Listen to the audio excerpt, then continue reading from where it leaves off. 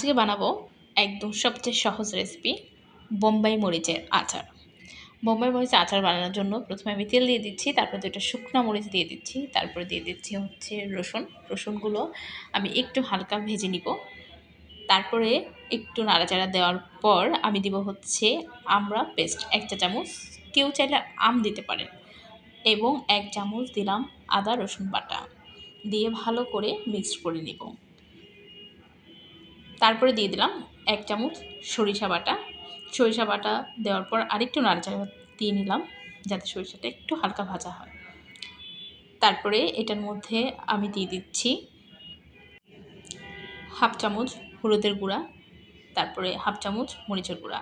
হলুদ মরিচের পরিমাণ একটু কম দিলে কোনো সমস্যা নেই, বা অনেকে চাইলে নাও দিতে পারেন। তারপরে দিয়ে দিচ্ছি 1/2 চা চামচ লবণ, 4 টেবিল চামচ তেঁতুল গোলানোর পানি, যেটা ঘন পানিটা।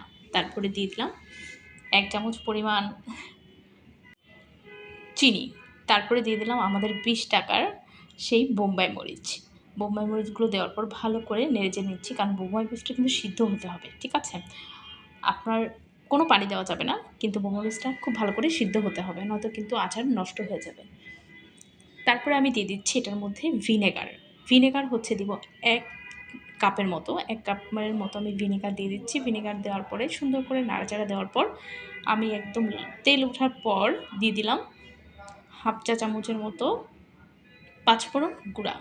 তারপরে নাড়াচাড়া দিয়ে নামিয়ে নিলাম। তারপরে ঠান্ডা করে নিব। ঠান্ডা করে একটা কাচের জারে আমি সেটা রেখে দিব।